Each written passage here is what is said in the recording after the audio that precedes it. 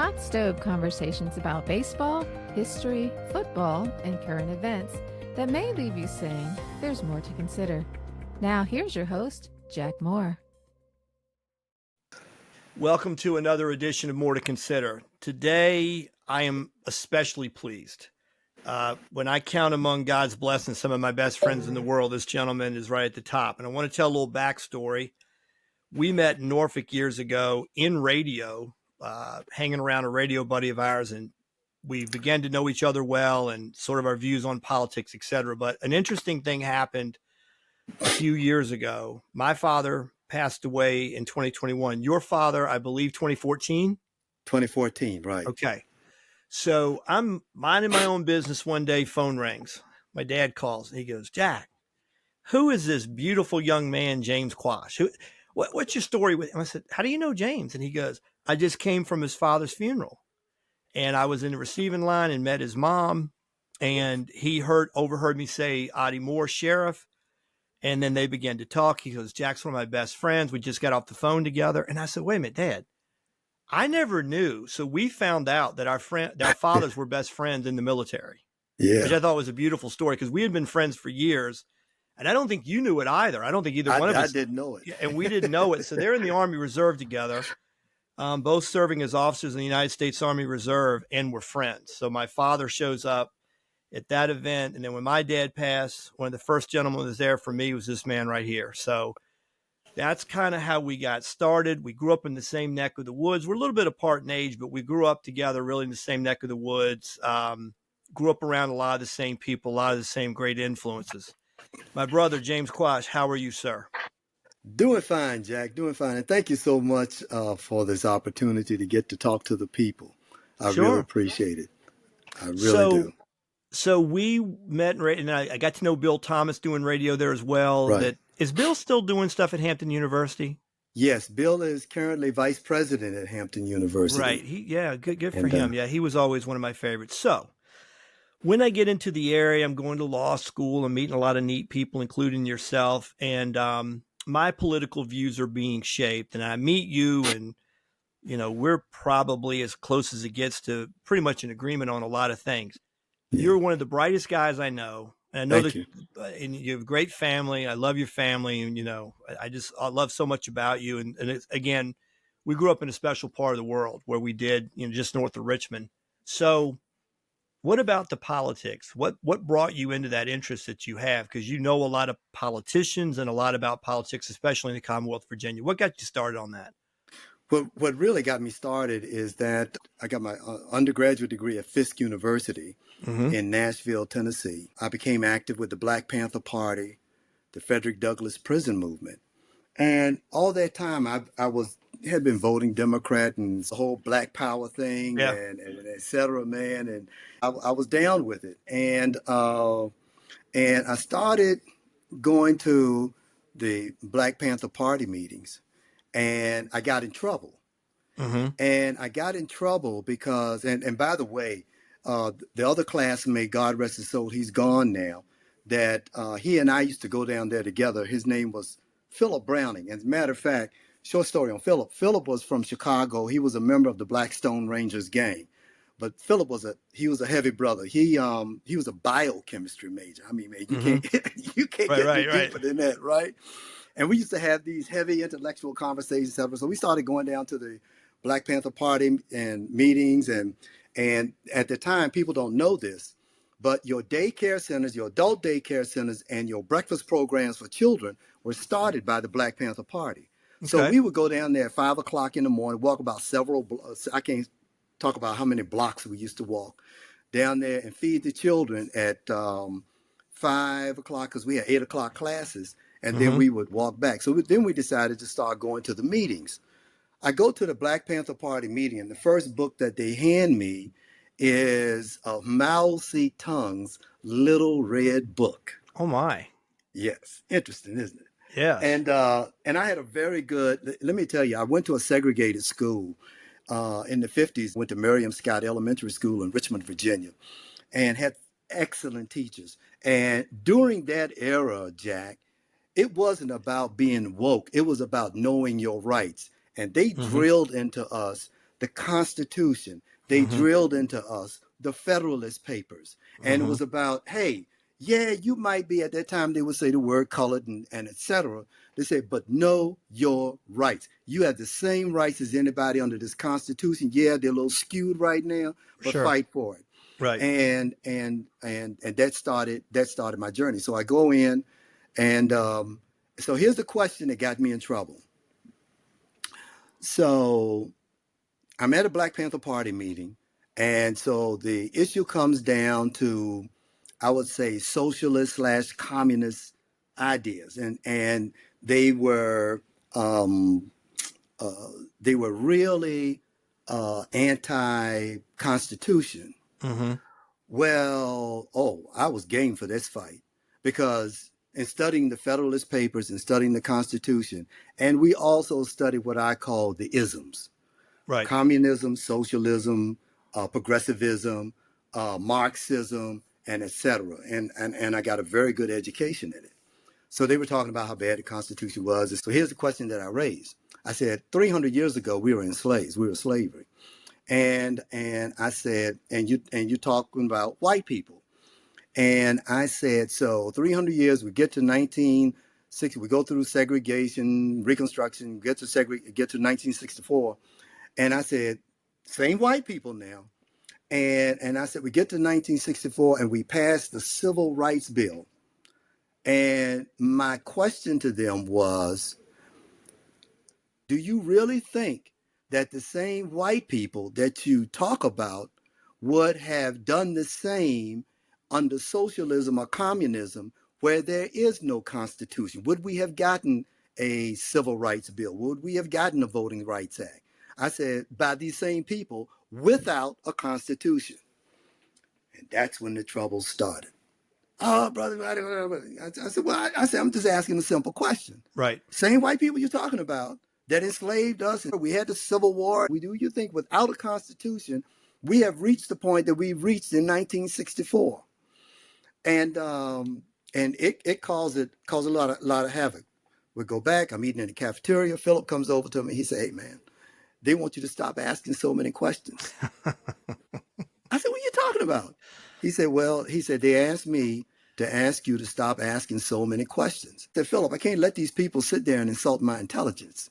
Right. I can't. He said, "I understand, Quash." We go back to another meeting. And so then they're talking about capitalism and how bad capitalism is, oppression, all that.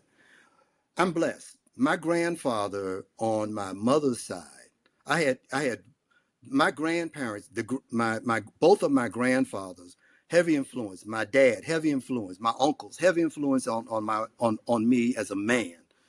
My grandfather had a second grade education, worked his butt off, bought the only home and business that he ever owned. And I later found out Granddaddy paid cash for that place, for that property. Raised his family, sent 3 children to Virginia Union University. My mother was the only one that got her degree. The other 2 decided that they wouldn't continue, and it wasn't because he didn't have the money, because he did. Right. And I look at that on my dad's side, another great grandfather. They burned down his corn crib. He did very well back in the 20s when they came out with the Model T. He bought a Model T truck, which was unheard of, and they burned him out. And he had 100 acres of land. According to family law, 2 white men was paid by another white man to burn him out. He, as my dad said, he didn't let that stop him. He got on his feet. He fought. He scruffled. He built his business back. Allegedly, well, let's say this. The 2 white men owned 50 acres of property. They fell on hard times. And my grandfather was strong enough financially to buy the 50 acres of land, which is still in the family until in the family today. I think my great aunt sold maybe 3 or 4 acres or whatever. But eventually, and all the children built houses on their property today. So, I go to college. I'm voting liberal. Jesse Jackson runs for president. Mind you, Donald Trump was the money man behind Jesse Jackson's campaign. Yes, he Both was. of them. He was the number one money man, right? That's right. Jesse Jackson, prior to him running for president, he says, I'm going after Planned Parenthood because they're conducting genocide in the black community. Planned Parenthood drops a lot of money into his campaign. Jesse Jackson, he goes pro-choice.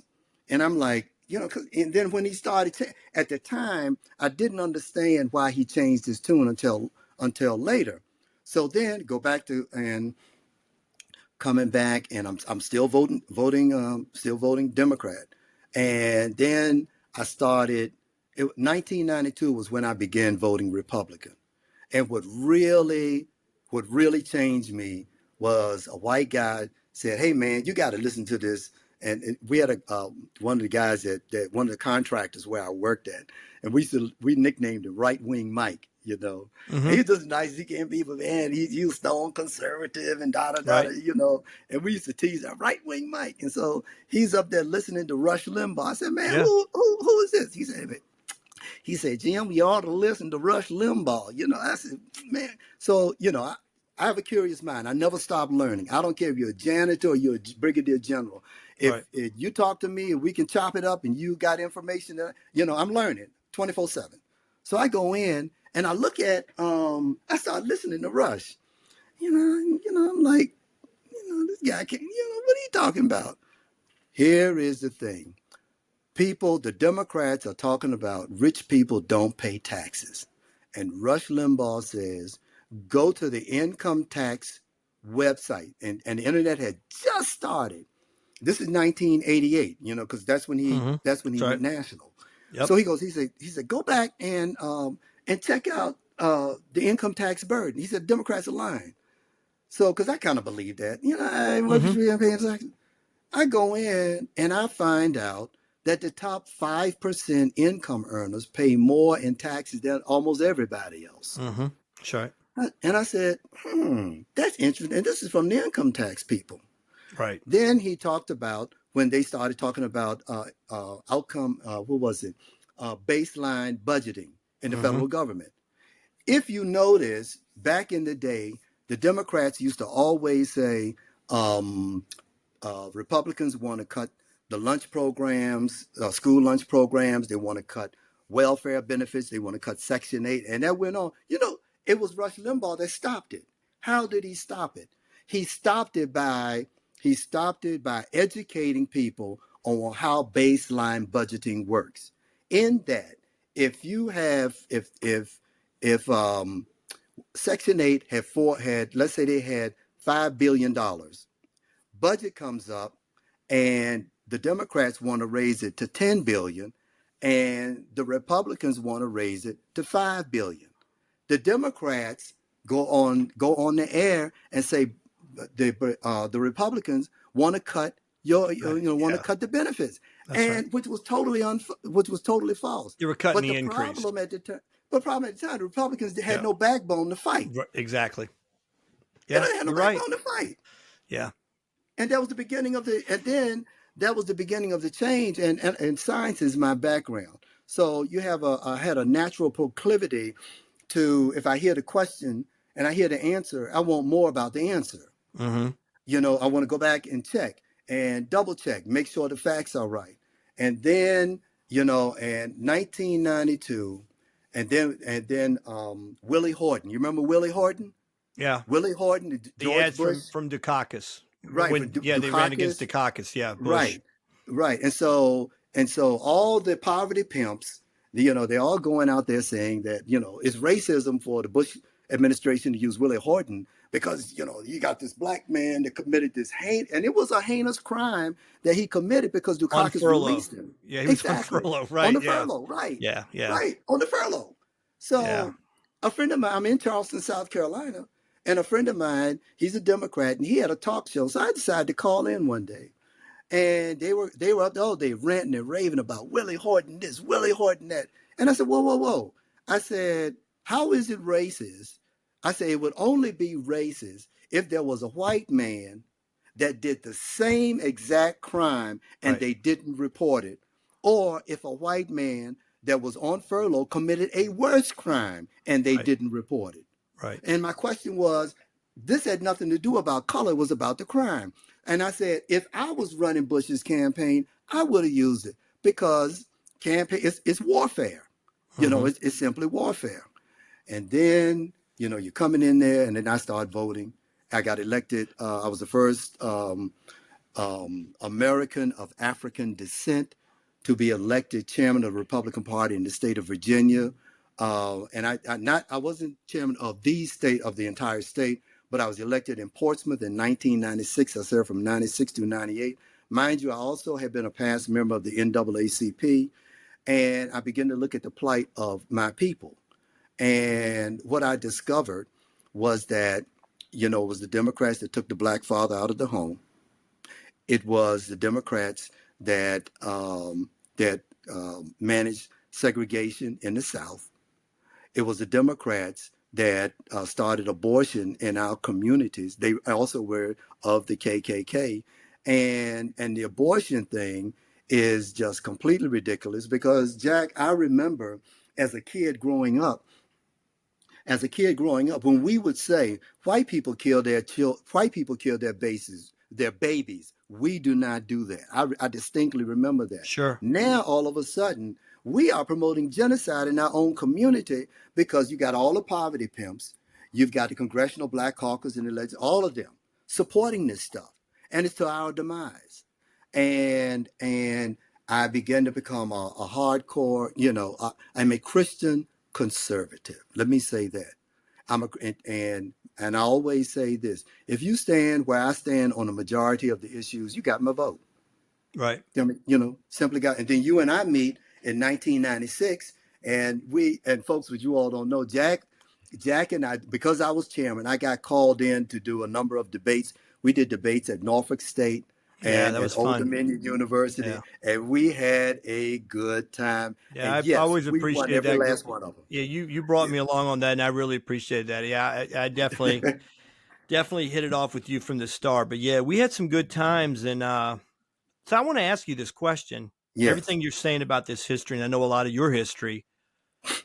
When you're talking about this recognition of the Democrat Party historically, Mm-hmm. and I'm not a big politics guy in the sense that, you know me, I skew very libertarian. I think the Right. function of Right. government is very limited.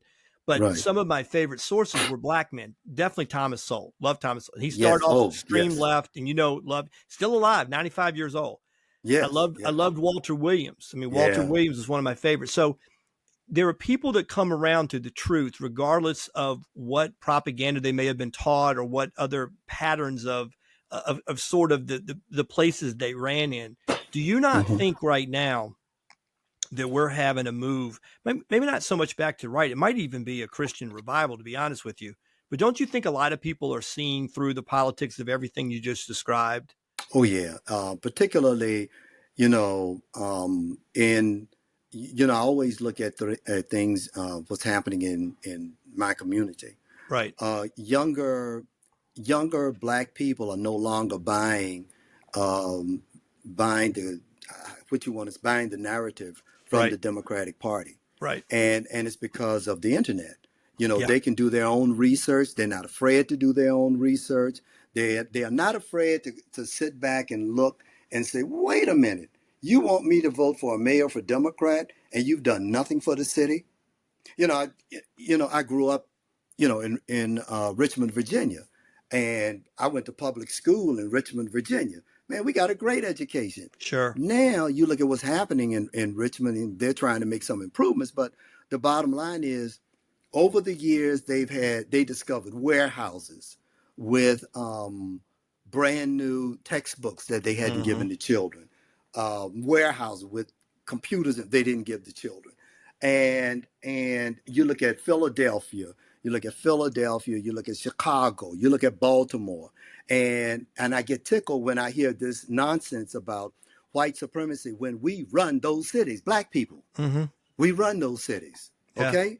You don't need a lot of money to teach a child that 1+1 is 2 rather than take 25 steps to get to 1+1 is 2. right. You don't need a lot of money to teach a child basic math or to teach him how to read, phonetically and etc. Private schools do it all the time. Their teachers don't earn as much, but at the same time, a lot is achieved. I tell you this, when they came out with the SOLs, and I didn't like the idea of them coming out with SOLs for the state of Virginia. But and I said this to some teachers because I went to a couple of the hearings, and I saw a teacher and a principal that a teacher who was a member of my church at the time, and the school principal. And so she goes, Quash, yeah, your governor, because George Allen was governor at the time, and she said, well, your governor, he wants the SOL and so forth. And my response was, what else is he supposed to do? I said, you guys are in the trenches. You, the teachers, the principals, you are in the trenches. You know what you're teaching is not working, but yet you don't say anything. I said, what's up with that? I said, you don't say anything. I said this to her and her boss. I said, you don't say anything. You know what happened, Jack? I did not get a response. I tell you what I did get. Both of them hung their heads like this. And at the time, I honestly did not know what was going on. I fast forward 30 years later, almost 20, because when George Allen was governor when? Let's see. About 2000? No, because that's when Gilmore was there for 9/11. So Gilmore was like the 97 to 2001. So Wilder was what, 91 to 90, or no, 89 to 93. So I think Allen was 93 to 97-ish, because then Rob was ahead of Wilder. Wilder was Rob, yeah. It was Rob, and Rob was Wilder, right ahead of him. Yeah. Rob, Wilder, Allen, and then Gilmore. Allen, and then Gilmore. Okay. Yeah, because I remember Gilmore was definitely governor on 9/11. Okay, yes. And I want to say that's when he was on his way out. That was his last year. Okay. So, I said, well, what is the governor supposed to do? I said, you guys are there in the trenches. You know the children are not learning. Right. And so what is he supposed to do? I said, y'all not saying anything. Where is, and in my mind, I'm going, where is the so-called REA? Where is the VEA, Virginia Education Association? Where are they? They're quiet. Well, I come to find out 20, 30 years later that a gag order was put on them not to say anything. Against SOL? Yes. Right. And it blew me. And the way I found out is because I was talking to one of my relatives who's a retired principal. My mom and dad were teachers. But I never asked, right. mom and dad about, I just didn't. Right. And here I am talking to my uncle, and he and I are sitting down because now mom and dad are gone. And he explained it to me. And so what I found out, and Jay that ran for lieutenant governor? Jay, oh man, I can't think. He ran for lieutenant. He lost that year. Okay. But anyway, I was talking to Jay, and he was running for lieutenant governor. And Jay told me something that was very interesting. When he was being questioned before the Virginia Education Association, he and his Democratic opponent, and he went through the questionnaires. And he said, James, I asked them all the questions. I answered all the questions. He said, so when it was over, he was talking to them, the people conducting the forum. Right. And he said, look, okay, I'm a Republican. I said, okay, I know I'm going to get it. And you guys are not going to support me. And he asked this question. He said, what I want to know is this. You're the Virginia Education Association.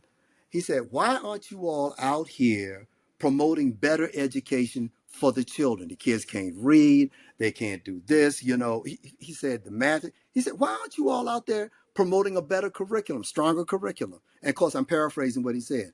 But the response he got from them was, we're only concerned about the benefits for the teachers. That's right. Which is true. Yeah. Let me ask you this too, because again, you know how much I think of you and how much we've been friends for 30 years, and you have that sparkle, you have that energy, and I know how much education, I know what kind of family you came from, what your parents were like. Don't you think, looking back, that a large part, and you've told me the stories about your growing up in the school system as you did, It's a massive amount of discipline. And I'm sure the reading, writing, and arithmetic, that's what was stressed. It was just the basics. It wasn't there for some indoctrination session. You were Right. there to learn the King's English, how to pronounce things, how to write Yes. properly. And that, because my parents told me the same thing. I mean, my dad grew up in some country, high school in Campbell County, Virginia, first in his class, graduated when he was 16, but he excelled at everything, definitely math. And I know he and my mother both got much better educations than I did.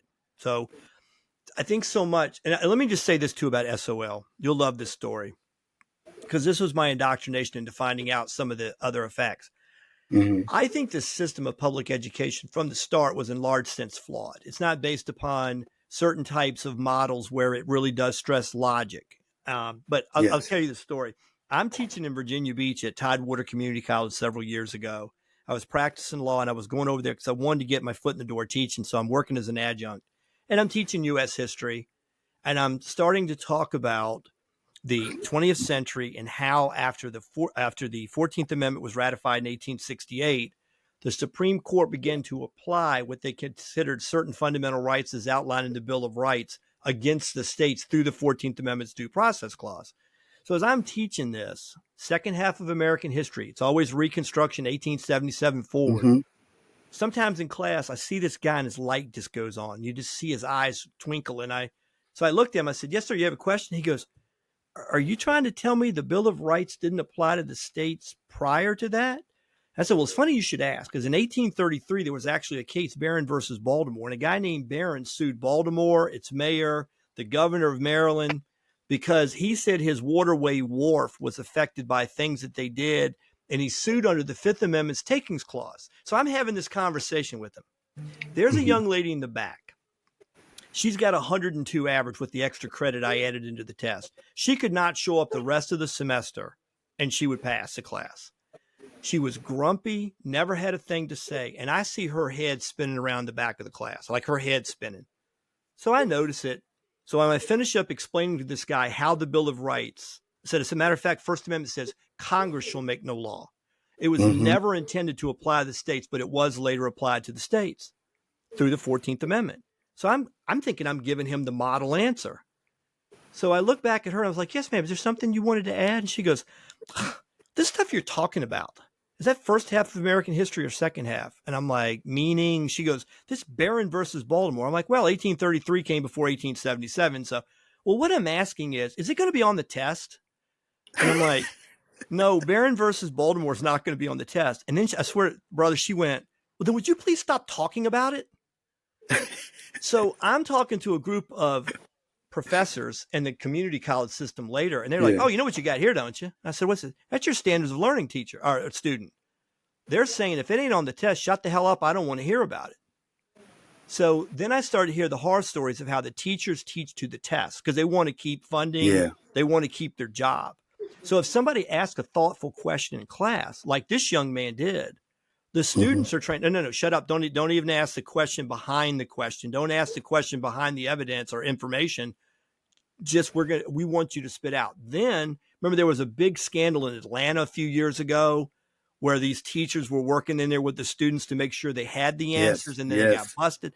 But that's where the incentive is. You've created an incentive for the teachers to shut down all thinking and discussion and just be able to regurgitate back. And I got to say it, I hate to say it, but a lot of the best students I had, well, from a grade point average, did not want to know anything about what was really the underlying information of the class. They just want to know what's on that's all they ever, what's on the test. I forget about all that other information. Just tell me what's going to be on the test. And when those educators said, "Well, I tell you what you got a standards of learning student," I'm like, wow.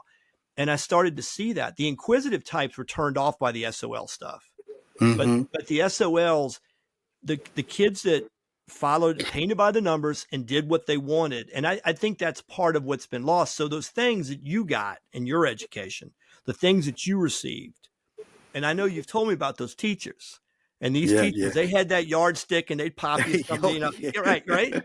So, and those were, I know who those ladies were, and they were going to be disciplined, but they were going to make you walk out with your chin up and know what the hell you were doing. Yes. And that's what was happening then. And then also, I hear from so many teachers in the school system, they're having to do so much of just putting down things that are happening in the class so much. Yes. It's such a free for all that it's Yes. really become difficult to teach. And I feel for teachers. And a lot of the most gifted, they get out in 2 years, 3 years, 5 years, they just can't do it. And they decide Yeah. to. And let me tell you, you know, I spoke in Suffolk back when I was chairman. I got a speaking engagement over to Mhm. speak at the Suffolk GOP. Right. Went over there with Dr. Did you ever meet Dr. Larry Brayboy? Yeah, I think I did. Yeah, Yes. Larry has a brilliant political mind, Right. and he's black. So Larry goes over there with me, and it's interesting because I got asked about that question in regards to the school system, and what I said to them was when they integrated the schools, that's when in our community we begin to lose our children. Right. And I don't say this out of any type of, hey, I'm just speaking fact. Right. The problem was that white at that time, the white establishment in Hmm. the school system, where they were not going to tolerate a black teacher disciplining a white student. Bottom Right. line, Right. because in one of the stories that I tell, and that is, I mean, in the black community and in during segregated schools, discipline was of the utmost, That's right. and they stressed to us the need to be able to conduct yourself in the properly when you got out in the real world. Right. And yeah, there was a thing. Yeah, you got to be smarter. You got to be, we're coming out of segregation, all this, that, and the other, and et cetera. And so discipline. Give a good example. Every year in Richmond, Virginia, the Richmond Symphony would perform for the schools. And when we went to hear the symphony, we had to be top shelf, and they demanded that at the school. You got to Right. dress properly. You can't Right. look like you crawled from underneath a rock wearing your pajamas and all that kind of nonsense. You had to dress properly, and you had to conduct yourself properly. And it was a known fact. And here's the sad part: the white kids that came at that time, it was called the Mosque. I think now it's the Altria Yeah. Theater. Yeah. Yeah. I Yeah. know exactly. Yeah. So yeah. So the white kids that come in there, throw spitballs, climb over it. Nothing happened. Right. We got out of line. We had to leave. Right. We were told that. And so the discipline was completely different. And even, Jack, even in growing up, sad to say, as black kids, you're growing up, you're taught you got to be home at a certain time. You're not out here in the streets. And the one thing I used to always hear and here's an interesting thing, I would hear from my grandmothers and from my mother, and particularly the men. I had my dad in my life, and so I didn't have to hear that from him. It was Right. expected, and Right. the statement was, you don't go out here looking like a hoodlum, and you don't go out here acting like a hoodlum. Let's get that straight right now, you know. And so the mindset and the frame was different. So when you had the integration of the school systems, white counselors did not know how to deal with black children. And this is what I mean. Um, at the time, uh, I was for a short period of time. I always call it. I taught school for a hot second.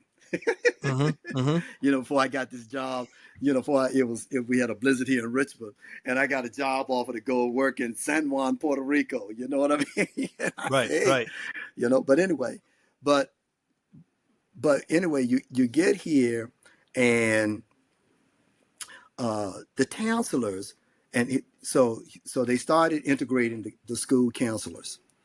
So, and this was told to me by one of the administrators. And she said, we bring in the white counselors. And she said, and our kids, this neighborhood. She said, this neighborhood, Quash, it's a tough neighborhood. And you got to be tough with these kids. Right. Here's the scenario. You got a kid that's gifted in math. So, okay, yeah, he's coming out the projects. White counselors there. he's coming up there, and counselor says, well, John, I see you're good for, we're going to put you in Algebra 1. Kid goes, I don't want to take Algebra 1. I'm not going to take Algebra 1. And he said, well, I don't care what you say. I don't want Algebra 1. He said, and white counselor goes, okay, I'll put you in sandbox. Black counselor, they walk in there. He said, well, Johnny, well, we think you ought to be in algebra, put you in Algebra 1. I don't want to be in Algebra 1. I don't want to be in Algebra 1. Black counselor, I'm going to put you in Algebra 1, and you just hush your mouth. I'm going to put you in there. Right. You go in there. Don't you give her a hard time, and I'm going to come check on you. Well, I don't care what you say. You're going in Algebra 1. I don't want to hear anything about your attitude. Go in there, behave yourself, and learn. I'm going to come in there and check on you, and we're going to talk about it. You see what I'm saying? I do. But let me tell you something that happened to me too, because it's all along the things you're saying. There is a flip side to this from where you're talking about the integration began late 60s, early 70s. In the 90s, when I was finishing my master's degree, I went to the second poorest county in North Carolina, probably a school that was slightly more black than it was white, but it was a part of northeastern North Carolina. And I went in and I worked as a substitute because I had a friend there that would coach sports, baseball and football. And one day they put me in in-school suspension. So I'm in school suspension. I've never seen so many negative teachers in my life. They told these kids every day, you have no prayer in life. And they tended to be very liberal in their views. Yeah. So it was interesting. Yeah. I'm in there and I got this tiny little white lady with me and we're managing the in-school suspension. So during lunch, if you were on the wall, you didn't leave all during lunch. If your lunch bell was suspension, you had to sit in a certain section. So a black male comes in and he starts bebopping toward the other side. I said, hey, sir, excuse me, sir, I'm going to need you over here. And he looked at me like, who the hell do you think you're talking to? Well, she's like shaking. She's like, I can't believe you're talking to. And I said, son, I just need you back over here. So we kind of had a little bit. I said, stay in this area. So I went up to him and he said, man, I don't appreciate how you talk to him. I said, hey, we're like in a cattle herd of people moving at the time. I don't have time to explain to you, but I'm going to tell you what, if you'd have been to that section, it'd have probably screwed you for the day. And, Quash, that was my guy the rest of the year. I talked to him, found that he loves sports. Now, the reason he's in that school is they sent him to go stay with grandma because he got in trouble in New Orleans. So he's a New Orleans kid up in northeastern North Carolina. So we talk, and I said, you know what? I really don't have any obligation to give you an explanation, but I'm going to give you an explanation. I was looking out for you. And he finally kind of cool. Next class I'm in, swear to God, next class I'm in, kids are unruly. He goes, hey, everybody shut up. Mr. Moore, take over, sir. Every time he saw me in the hallway, handshake, hug, every time. Yeah. And you know what I really believe from that is I was being a man to him and I treated him like a man. He respected it. Yes. Otherwise, he'd have done whatever the hell he wanted to. Yes. Now, today, I'm afraid that so many people in that situation will be, well, I'm going to be labeled a racist. Well, you know where the hell I grew up, and you know how we grew up. Right. It wasn't about race at all. And I really was trying to help the kid. Last thing I'll say on that. I got in there and talked about everything because I'd go in there and I'd hand out paperwork. And this was kind of sad. I listened to the negativity of how these teachers talked about these kids, white, black, and otherwise. I mean, all the teachers were, oh, gosh, we're up against the man and all that kind of stuff. I had a black female, 16 years old, stop me in the hallway. Said, Mr. Moore, can I speak to you? And I said, so we pulled over to the side. Said, I really feel under conviction, sir, and I really need to speak to you. And I'm like, okay, what's up? She goes, the first time I heard you talk, I hated your guts. I'm like, okay. Second time I listened to you, I really started to listen to what you were saying. And I said, okay. And now I want to thank you because you've convinced me I can do anything I want. Wow. She literally said that. Yeah. And she said, I hear so much negativity in this school that when I heard you speak in a different way, I wanted to, well, he's a race.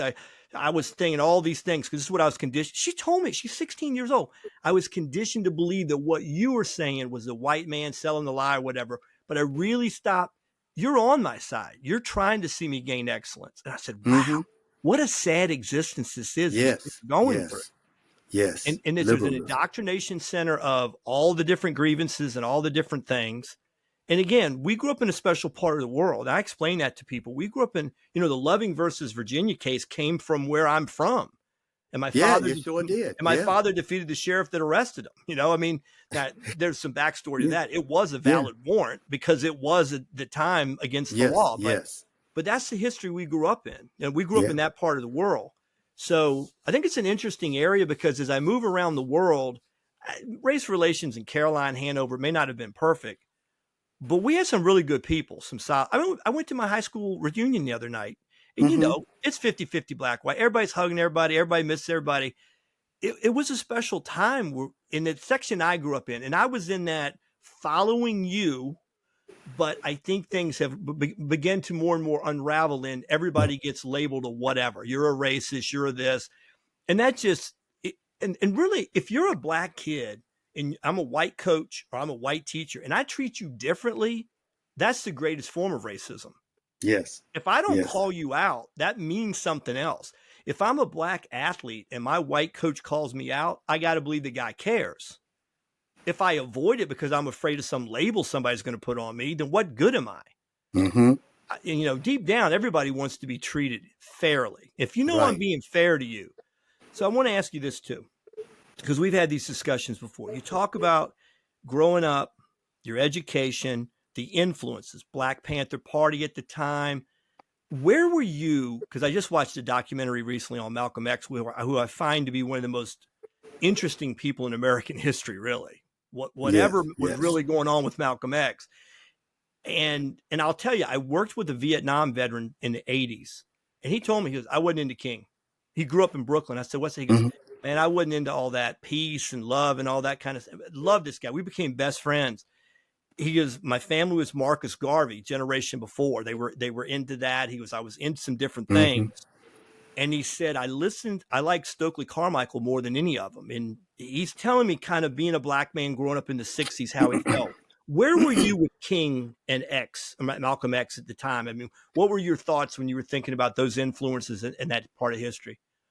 I had to, Dr. King and his movement, I fully understood, Right. um, and what he was about and what he was trying to achieve. Right. Malcolm X, and I had no dislike for Malcolm X because some of the things I read Made sense. was, yeah, some of the things I read made sense. And also, and let me say this, during that time, uh, in the black community, what you see now, and I got a few miles on you. I'll be 73 in November, right? God bless you. Yeah, You look thank you. great. You're the best. You got 10 years on me, roughly. Yeah. Thank you, man. Thank you. So, at that time, it was important that you had intellectual development. Our heroes were intellectuals, Mm-hmm. whether they were Angela Davis, H. Rap Brown, Bobby Seale, who else am I? Stokely Carmichael, and et cetera. Malcolm X. And the one thing, and my mother used to always tell me, she said, always remember the system respects three things: education, money, and efficiency, Mm-hmm. meaning hard work or any Mm-hmm. other Right. time, right? She said, you may not have the money, but she said, but if you have the intellect and the grit, you can do it. Mm-hmm.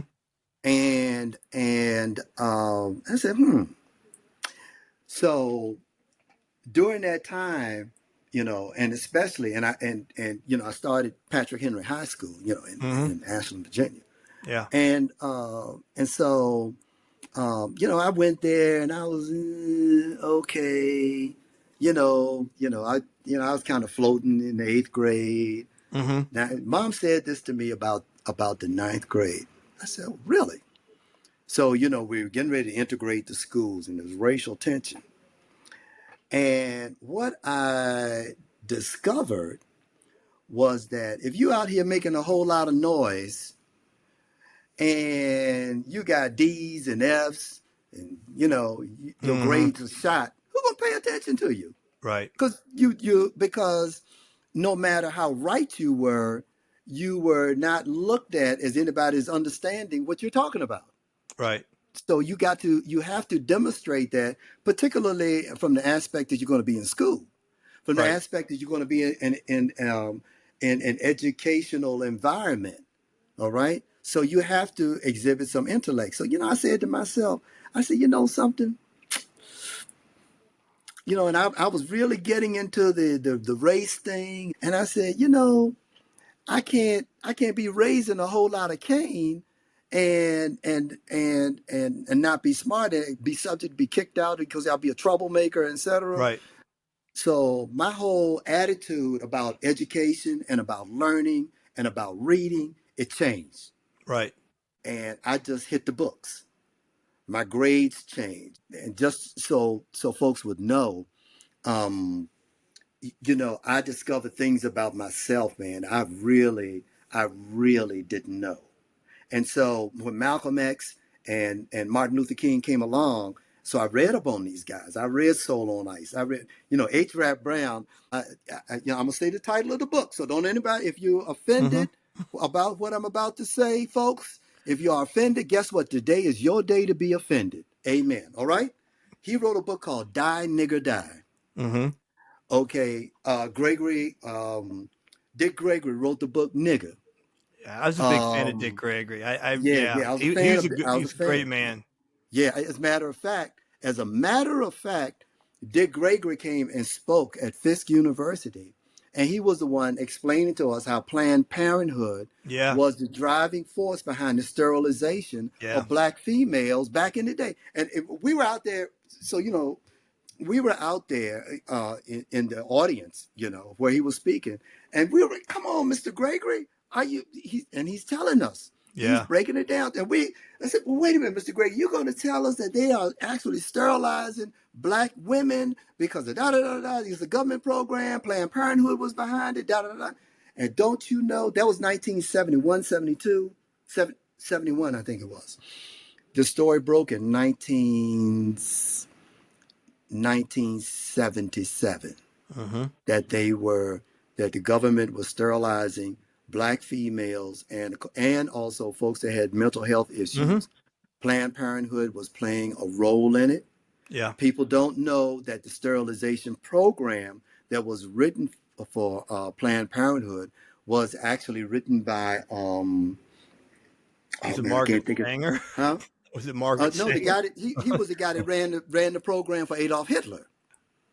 Well, Margaret Sanger was admired by Hitler. I don't know. Yeah. But there was another. But Margaret Sanger was behind all the eugenics and all. But in the article in the magazine, he was the same gentleman that ran the program for Adolf Hitler. He wrote it for them. Oh, that ran it for Hitler. Okay, yeah, he ran it for Hitler, and he wrote it, and he wrote about it in their magazine.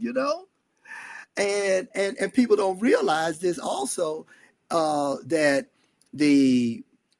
Hitler or the Nazis studied segregation law during the South, which was run by the Democrats. That's right. And they took a modicum of those laws and inserted it into the Nuremberg Law, which was implemented in Nazi Germany. And you can look that up. Right. So Malcolm, what was interesting about Malcolm, man, Malcolm was talking about the liberal whites. He was talking about the Democrat Party, and doggone it all, it turned out to be right. I hate to say this, but our biggest enemy is liberalism and liberal whites that because they look at us as victims. Well, that strikes me today because he passed on his assassination was February 21 of 1965. So we just went 60 years out from his death. And you look at the videos of Malcolm X today and how dead on what he's saying is 60 years later. So there is the famous, no, it is true that he made the pilgrimage to Mecca in Mecca, right, and 64, made the and he change. comes Yes. back and said he saw white, blue-eyed Yes. Muslims like himself, and he did. He changed a lot on his views, and of course, he had his whole break with the Nation of Islam. But just, I think he was a crazy smart guy for sure. You could see that Yeah. there was a lot going on inside that great mind of his. But yeah, I think it might have been 63, but it might have even, I think it was 63 that I he, can't remember the year. Oh, well, well, let me tell you the this. quote though, where Huh? he said Oh, that the yeah, number yeah. one enemy of the black race is the white liberal. Right, right. And he goes, And what's really interesting is that Elijah Muhammad's son, Akbar Muhammad, taught me African Civ at Fisk University. okay, I thought it was really interesting. But the thing, as I like to say, going down this intellectual path, and what I really discovered was that you can't let politics be emotional. And what I began to notice also in regards to that, excuse me, and in regards to that, is how black Democrats would always come into the black church. They talk about three things. They talk about racism, they talk about voter oppression, and they would talk about police brutality. mm-hmm. And they never talk about um, anything positive that they could do for the black community. They Right, never talk about anything to support the black middle class. right, It's always handout, handout, handout, handout. That's their narrative. And you end up thinking like that. And I'm gonna tell you, um, and what I discovered was that you waste so much useful energy going in that direction. So my thing is now, when I hear all this stuff, I hear Oprah and I hear Michelle Obama and Barack and all these guys, and they're sitting up here talking about how oppressed they are, and I'm like, I'm gonna be nice, hey, dude, you living in a $12 million mansion, and you gonna sit up here and tell me you oppressed? right, You're flying around in a private jet, and you gonna tell me about white supremacy? Where the white folks that stop you from buying that jet? Where the right, white folks that stop you from being oppressed? yeah, And I used to tell my kids when they were getting their education, I said, look here, let me tell y'all something. I don't care if that teacher walks into the classroom with a Ku Klux Klan robe on. You do your schoolwork. I will deal with the right, teacher in the robe. right, I said, now, if you're not doing your schoolwork, now you've got me facing two problems. right, You not doing your yeah, schoolwork, which you're supposed to be doing. And now I got a teacher that's wearing a Ku Klux Klan robe that can easily say, well, he's not doing his schoolwork. He ain't paying attention to me, no way. right, And I said, I don't want to hear it. And I told him, if I have to come down to the school because you have created a ruckus or whatever the situation, it's going to be ugly. If they call me on the job, I got to go down. It's going to be ugly. Point blank, pure and simple. And of course, it paid off. He's a full bird. He's a VMI graduate, full bird. And my daughter has her doctorate and working for some corporation, etc. But what I want to say is that I refuse to fall into using any type of my energy to deal with white supremacy, which on paper was done away with in 1964. And now it's up to us. I tell young black people all the time, this is not 1952. Don't get it twisted. Get your hustle on. Get out there and do what you're supposed to do. And I'm going to say this, I have to say also, Jack, and I'm talking about myself. I was in undergrad. I was having a good time in undergrad, man. And I'm frat and all this, man. I'm having a good time. I get to my senior year, and I'm doing my schedule, and so then say, hey, man, are you gonna graduate? And I'm like, oh snap! I'm looking at my. I done messed around. hadn't really thought about that, yeah. Yeah, I thought about that, right? I messed around and I'm sitting up here looking at my schedule, man. And I'm like, so in order, so I'm getting to making out my schedule. I like I said, I hit that spot in school. I'm playing around. So I hit December, right? And we go to school in December. So you got to do your schedule for the spring. We come back and they said, you need these many hours to graduate. And I'm like, oh snap. I'm looking at my schedule, right? In order for me to graduate, Jack, I had to take 26 hours Oh in my. one semester. Organic chemistry, Mm. general chemistry, algebra. I took all those subjects, Jack. I mean, and the joke on campus was, hey, Quash, man, if you went to school all day, you'd run out of daylight. know, Exactly.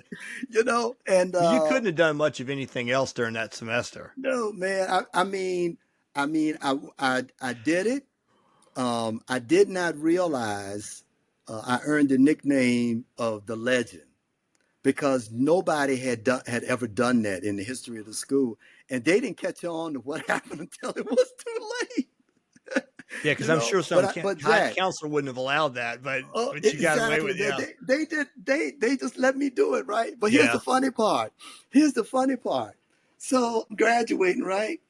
And so I get this call from my dad. Yeah, hey, boy. He said, I'm getting this bill from Fisk. Oh yeah. Yeah, Dad. He said, everything all right? I said, yeah, Dad, everything all right? And he said, I'm looking at this bill here, I'm like, and I graduated. I get to grad school, and so I go to work at grad school. I'm writing a thesis down at Virginia State. I go to grad school, Mm-hmm. and my thing was I was not going to spend 3 years, 3 years trying to get a master's degree. That ain't happening with me. And I meet Dr. Hunter, and so I'm writing a thesis, and I'm hitting roadblocks. My specimens are dying, and this, that. So he tells me about getting in the education program. He said, Quash, you can get your master's degree in the education program if you switch over. As God is my witness, I hit it at the right time. I was able, so here it is. I graduate in summer of 75. My dad, my dad was, he was like, hey, you're 18 years old. You ain't got but X amount of time to be home. You're not going to stay around here at home. You're going to work. You're going to do something. Right. He gave me 5 options. He gave me those options, right? Work, Right. military, job, career, whatever. So I get into Virginia State's graduate program in the summer of 75. A couple of months later, get a full-time job. I meet Dr. Hunter, and I think I think it might have been in the fall, whatever, that fall semester when we, Mm-hmm. coming out of the summer program with a fall semester.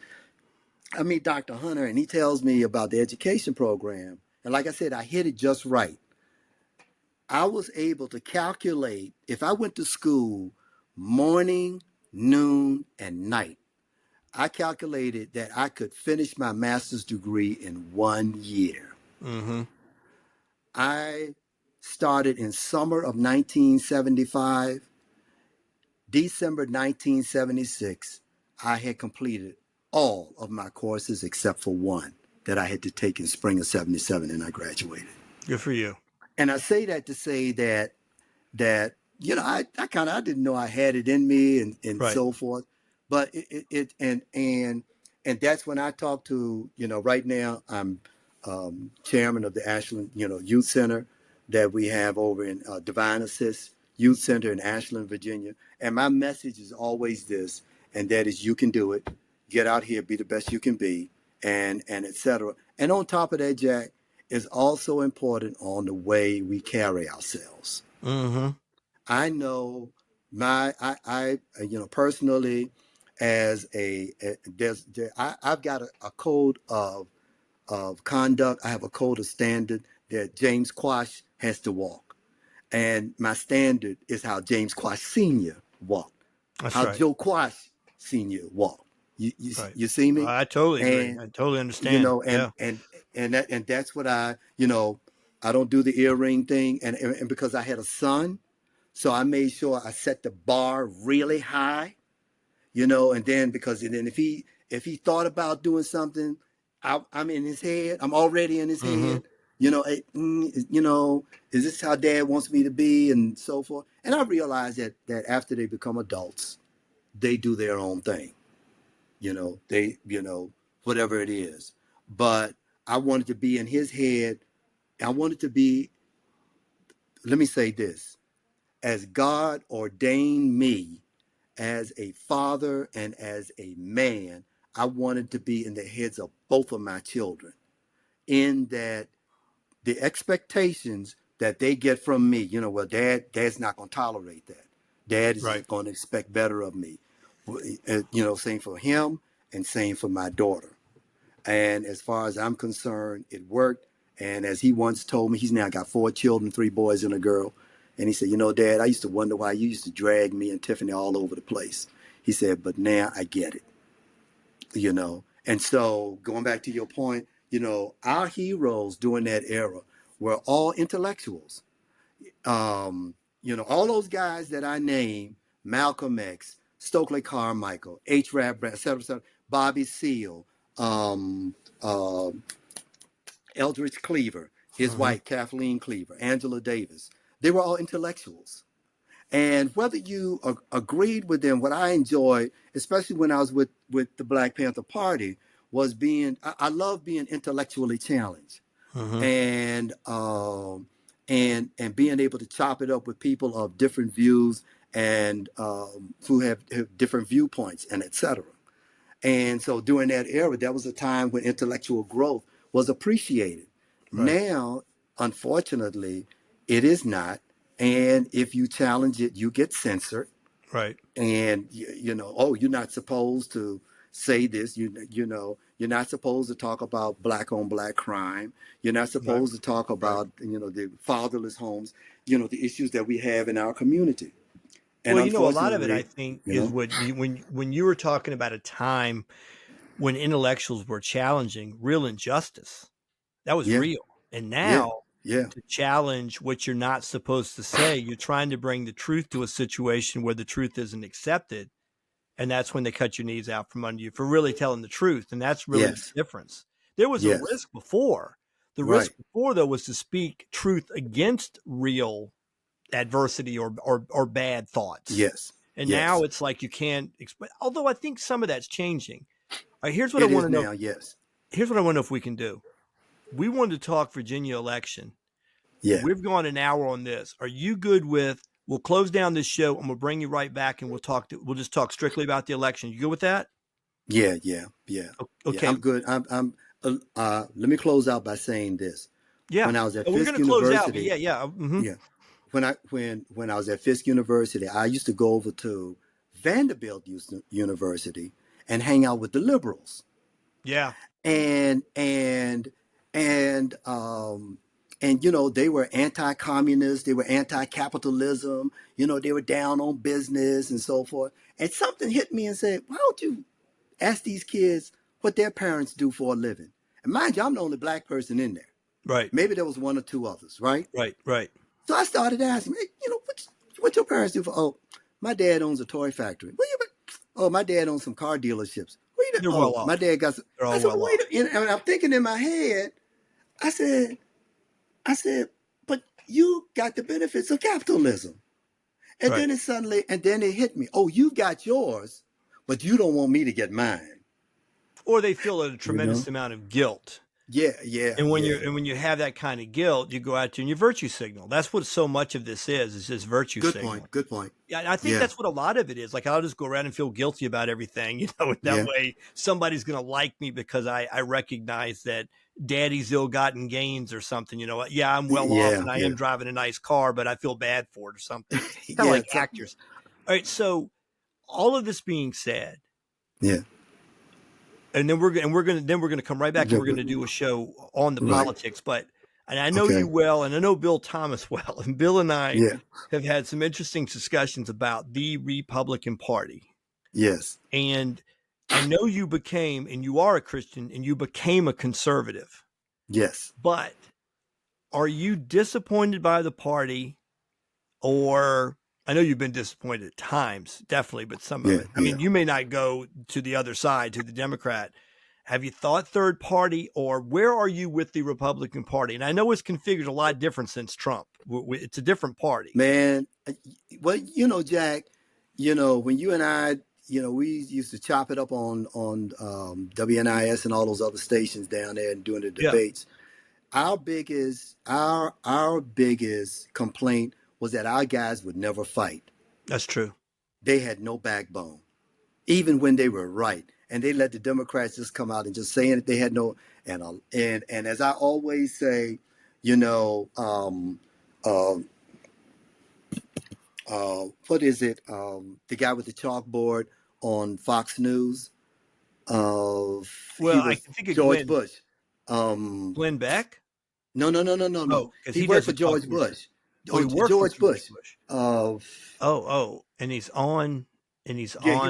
he was advisor The, to okay. George Bush, and he was a big Republican. He was not a Trump fan. Always Oh had yeah, his yeah, yeah, chalkboard. yeah. You talking Uh, about Karl Rove? Karl Rove. Yeah, Okay, so back in the day, and we would always, I'm chairman. I said, what's wrong with you guys? Why don't you just get up there? I go to Republican National Headquarters. We meet with these people. What's wrong with you all? Say something. They're lying about the policy. right, They're not telling the right. truth. Fight back. They would never fight back. The Tea Party, and to be honest with you, I did not understand what was going on until it was the Tea Party. Mm-hmm. And the Tea Party really revealed what was going on. And it was that the power structure in the Republican Party did not want to share power with the grassroots. Mm-hmm. And who were the grassroots? Black conservatives, Mm-hmm. white conservatives, black working people, white working people, Hispanic working people, Asian working. They did not want to share it because they were the elites. These were the guys that got hired in election after election after Yeah. election, and they would lose election after election. So the Tea Party comes along. Karl Rove raises what, $10 million to destroy the Tea Party, Mm-hmm. and he does a daggone pretty good job of it. But he created Donald Trump. No, I agree. And you it's know? also been argued that Occupy Wall Street with your lefties was going on at the same time. And this Yeah. was part Yes. of the Obama phenomenon, Yes. was to quell all this because there was too much alignment with kind of the hippie types with you really kind of hardcore good American people that are bringing up the Tea Party. So what Trump, actually, I had a friend of mine the other day said, the only thing I regret about seeing Trump go into politics, it's so divided the country. I'm like, no. He revealed what everything was going on. Exactly. What galvanized was the old GOP types against him, along with the establishment Democrats. I'm like, all he did, and that's a Dave Chappelle. Yeah. One of the greatest lines he ever had was that one where he said, I tell you what, I knew when Trump was going to win is he's got Hillary up there and Obama up there. And Hillary says that he had cheated on it, or he cheated with the tax code. But And taxes, yeah. he goes, damn right I cheated right again. He goes, the thing is, you won't change the code. And he goes, I know it's crooked because I benefit from it. Yeah. And I won't use exactly Chappelle's words, but he was Yeah, like, yeah. But he said he knew right goes, then a and star was I knew born. right then. He goes, man, son of a bit, like that guy just said the unsayable. Like he Yes. just said the reason I know it's crooked is he goes, I just saw this white billionaire admit that the whole thing is skewed against everyone else in my favor. And I Yeah. thought, man, if he says that, no politician will ever say that. Yes. And Yes. another Yeah. great one with him that I just loved was, and I love Ron Paul's one of my Ron Paul. I mentioned earlier, the Yeah. Thomas Sowell's, the guys like that were always on the right side of all these issues. Ron Paul's a beautiful treasure to the United States, just turned 90 years of age. I like his son Rand a lot, no doubt. Rand's a good dude, but he stepped in at that one time. They're in the debate, and he said, "Hey, I'd like all you people to know Donald Trump gave $25,000 donation to Hillary." And he goes, yeah, when you came around with your hat in your hand, you wanted money. I gave your ass 25,000 too. Exactly. And it was like, you're all whores. You're all, and everybody starts laughing. And he goes, that's why you're 2% in the polls and I'm in the top. Yeah. And they Yeah. shut him right up. Because most politicians would be, what do you mean I gave her 25? He goes, yeah, of course I did. Yeah, yeah, He goes, I gave yeah, all of you yeah. people, you're all the same. Yeah, You all want money exactly, from me. And when he exactly. did things He like he he. You know, Trump. What Trump did was that he taught us as conservatives and generally, well, he taught conservative politicians how to right, fight. because he's not a And conservative. right, he's not a conservative. He's not a You know, conservative. Trump is No, not a conservative. Trump not is at more all. libertarian and Yeah, whatever, a little he's a bit on the business liberal guy. side. He's all business. Yeah, he's all, you know, he's all business. He's all business. He taught them how to fight. And you know, and most important of all, you know what Donald Trump represents courage. But you know, the real reason I think that they hate Donald Trump is because he represents toxic masculinity. There's a lot of that. There's a You lot of know, that. Yeah, and there's a what I lot of mean that. by Yeah. that, No, I don't you know, disagree. yeah, you know, he's a real man. He's a man's man. I mean, look, who do the Democrats have on? I mean, all of them are a bunch of weak guys. You know, and my favorite Yeah. saying is that a lot of, unfortunately, and all of you moderate Democrats, you guys have got a lot of sense. What you have done is that you have allowed emasculated men and crazy women to now run your party. So true. I mean, you know, That all is, you guys, all that's you so true. Democrats out there that I know they got good sense, you got good morals and etc. You have let the crazy people take over. Well, but that's why a lot are jumping ship. I There's know, so yeah, that's many. true. Yeah. That's true. Well, That's and, true. and I don't know all their politics, but Yeah. I Oh, know what they exposed. But like Jimmy Dore was always a guy that I kind of peripherally liked, but I thought, man, he just thinks the government stands for everything. He's completely turned against the establishment. And I was looking at Tulsi Gabbard years ago, and I was telling friends, I was like, man, other than the fact that I think she's pro welfare state, there's an aspect of her Democrat, but man, she's military, she's a patriot, she's yeah, against all the stupid wars. I love her. Love yeah, Tulsi. There was yeah, something I liked about Bobby Kennedy Jr. And some of it was the yeah, nostalgia. Hey, it's a Kennedy, it's Bobby Kennedy. He alienates his whole family. yeah, His yeah, family. Yeah. And then I yeah, thought, man, that takes a lot of courage. And the next thing you know, they jump in with Trump. And I think that was literally the party has. And look, I get the mystique. I get the fact that a lot of it's manufactured, but Jack Kennedy, Bobby Kennedy, and then this is, the son of Bobby Kennedy.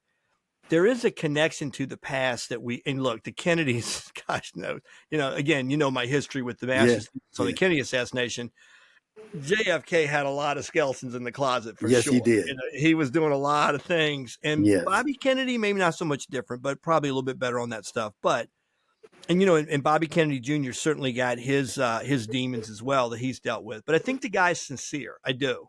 oh yeah, And oh I yeah, do think he fights the man, so to speak. And, when he was running, I was like, I'd never vote for what he probably stands for politically, but I admire the fact he speaks up. I liked him. I liked yes, Bobby Kennedy Jr. yes, I did, and I yes, loved Tulsi. I loved her, yes. and I kept thinking, why is she not what little kick in the pants is going to take her to go to the other side? And sure enough, you started to see it Yeah, happen. When you Hillary know, attacked her, I knew that's when things were going to change. When you Hillary know, did the thing about her being treasonous, I was like, yeah.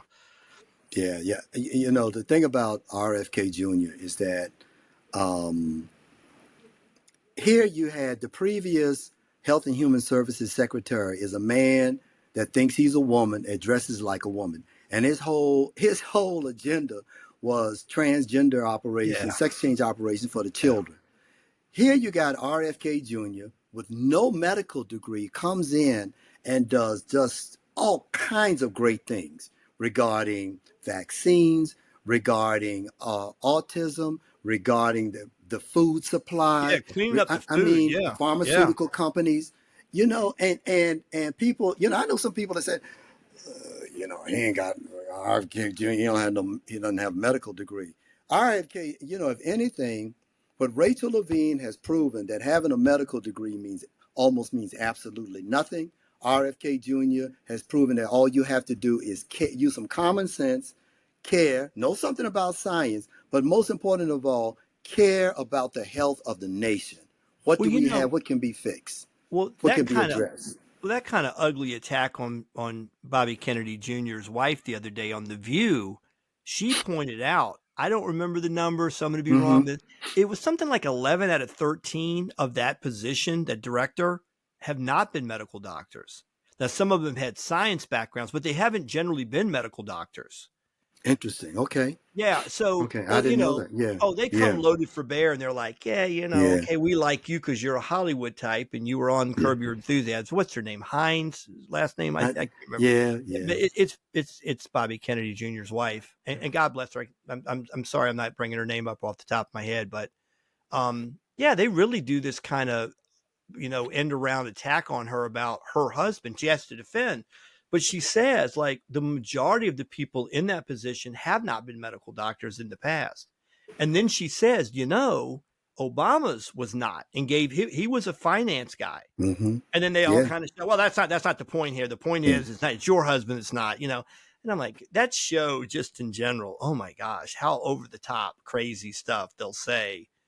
And but they're singing to a certain audience. There's no balance on that show, and I don't know that it really was 20 years ago either. No, it's no, there's no balance. But let me say this, and that is the 90% of the reporting on the Republican Party is negative. Mm-hmm. And Oh yeah, if you look at the news, it's always conservative Republican You never see them say liberal Democrat congressman. You never hear, they don't even attack Antifa, which I have to remind black people who led the attacks on the black community in the George Floyd riots. They are never listed as domestic terrorists. But you say MAGA, and all of a sudden people lose their mind, and so I think that for the most part, the Republican Party, I like what I'm seeing, and I told some of my friends in the Democratic Party, I told them some time ago, I said, you all see the fight that's going on with Donald Trump? I said, you all are going to go through the same thing, because that fight represents the grassroots battling the establishment. mm-hmm. And I said, for the years, the establishment would say to us, oh yeah, we're going to do what we're going to vote for us. We're going to do what you ask us to do. And then when they get in office, they do exactly the opposite. And their response is, well, where are you going to go vote? And we had no options until Donald Trump came. What people do not understand, and that is, I like history as much as I have the time to deal with it. But the 2016 election was supposed to have been the turning point for globalism and its Mm-hmm. effect on American politics.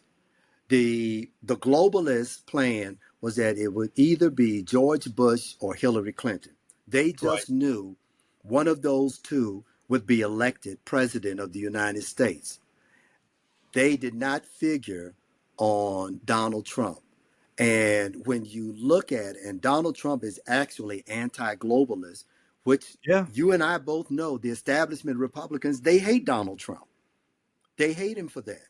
They hate the fact that he's talking about the middle class. And look, let me say this too about Trump, what people don't know.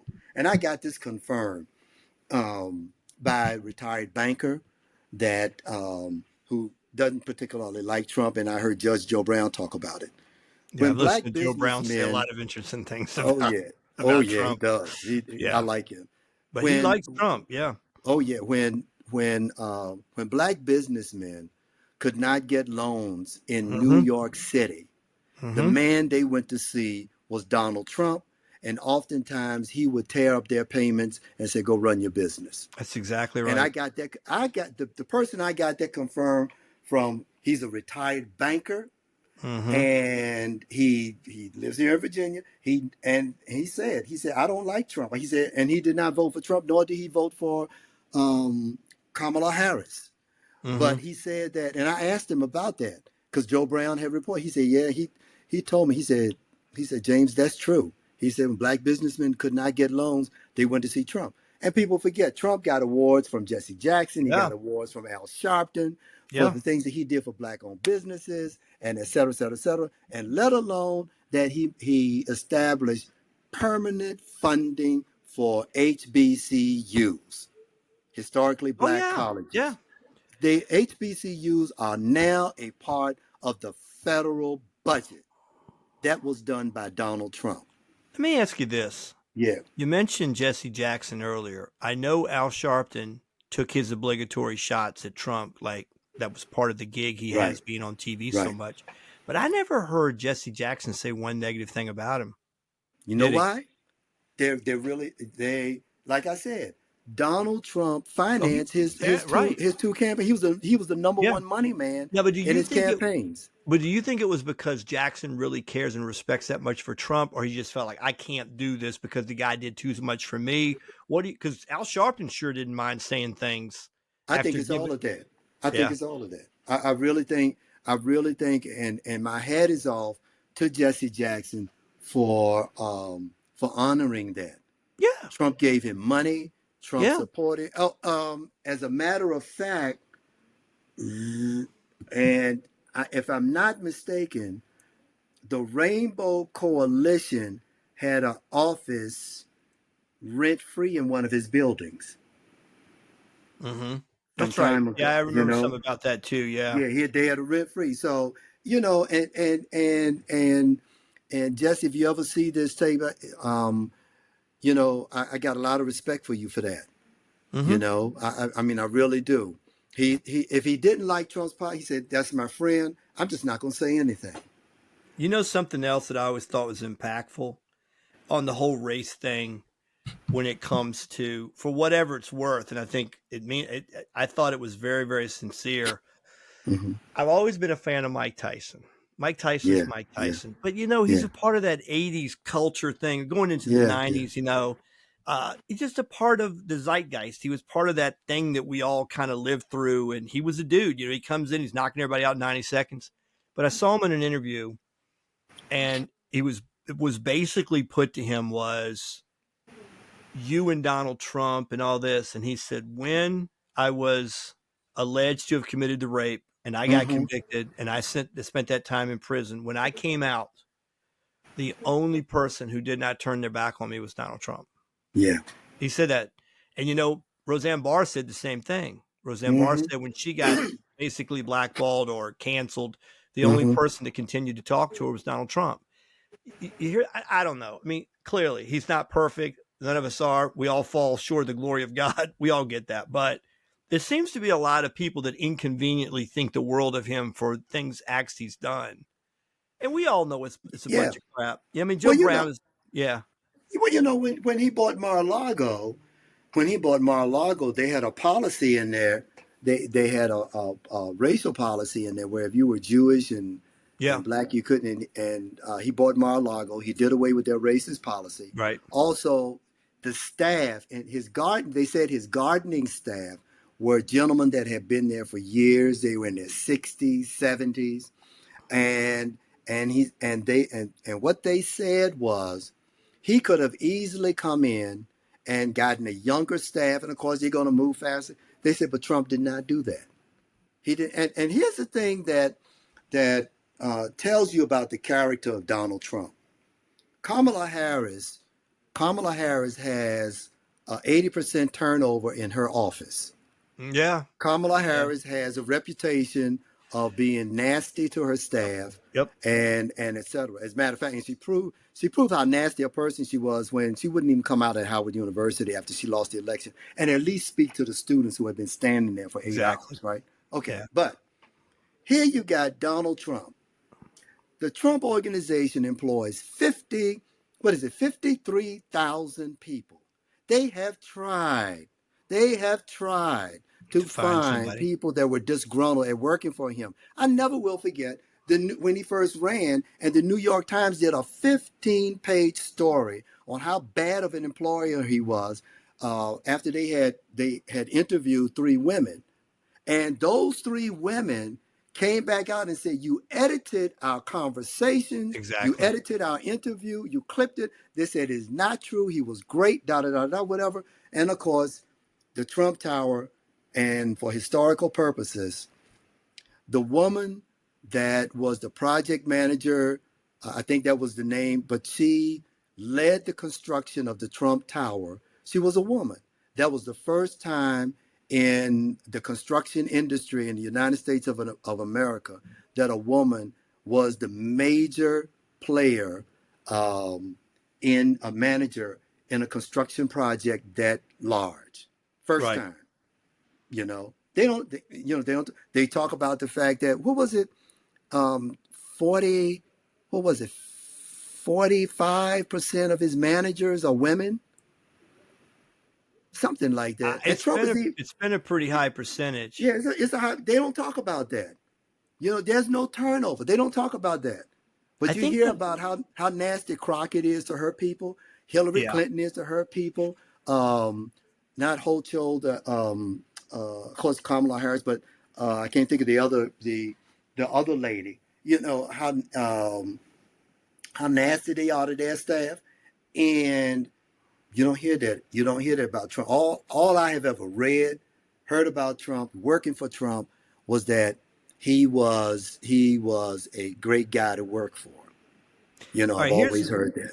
here's the one thing that is kind of stuck, and it's in a different time. It doesn't justify anything, but and I'm just reading from this. Donald Trump and his company faced allegations of racial discrimination in housing practices during the 1970s. And that also involved when his dad was involved with this, specifically for refusing to rent to black tenants.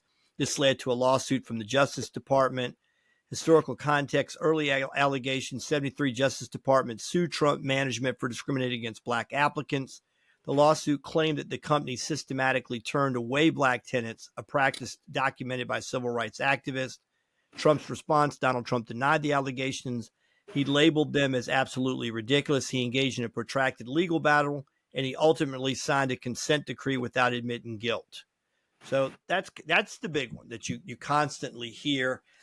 And there may have been something to that. I don't know. And, signing a decree, what that actually meant. I mean, people settle everyday suits. I mean, just that's the reality. When you practice law, you realize sometimes you can pay somebody off for $100,000 or spend $200,000 trying to defend yourself. And that's kind of there's a financial calculation to it. So you were going to say, in that era, if I'm not mistaken, Fred Trump was still head honcho. That's right. And so you ask yourself, and so my question is, his dad was top dog in the organization. If I'm not mistaken, his dad was top dog in the organization during that time. Right. And whatever position Donald was in was subservient to him. So it could be true. Say whatever you want to say. And the ugly truth is, let's say it, we're going to be raw and honest. It might have been a time that their calculation was to be discriminatory. Exactly. They thought it was better. And they might have thought in the long run, as it related to renting apartments and stuff like that, as ugly as that is, it could have been a business reality at the time. And then to go back 50 years and say that person's policies were racist, it doesn't mean that people don't change. It doesn't mean the laws don't change. It doesn't mean that customs don't change and things change with it. But again, pinning that on him. And again, this, like you say, there's so many people trying to snoop up and find that one nugget that they can destroy him with, and it just doesn't ever find it, and they just can't seem to find it. So I think that the balance of, and I just think and you've heard the Joe Brown stuff. He was talking about being in New York one time. I just love Joe Brown, but he was telling the story about he goes up in a nightclub and he goes, "Hey man, who's the white dude?" And they're like, "Oh, you don't know that brother, man? He's a billionaire, And he goes, he's hanging out with all the jet set black guys at the clubs and stuff. Yes. Yeah, and he was like, "Who's that guy?" And they're like, "Well, that's that Donald Trump dude. He's got a lot of money."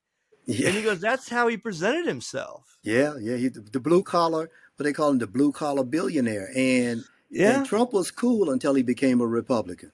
Well, once he came down that escalator.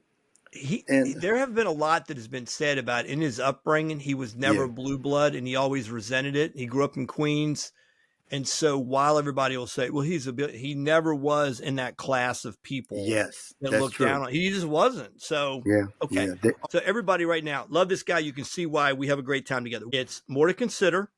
Please like and subscribe. God bless everyone. Thanks for tuning in. If you like the show, subscribe and hit your notification button to get an update when we post another episode. See you soon.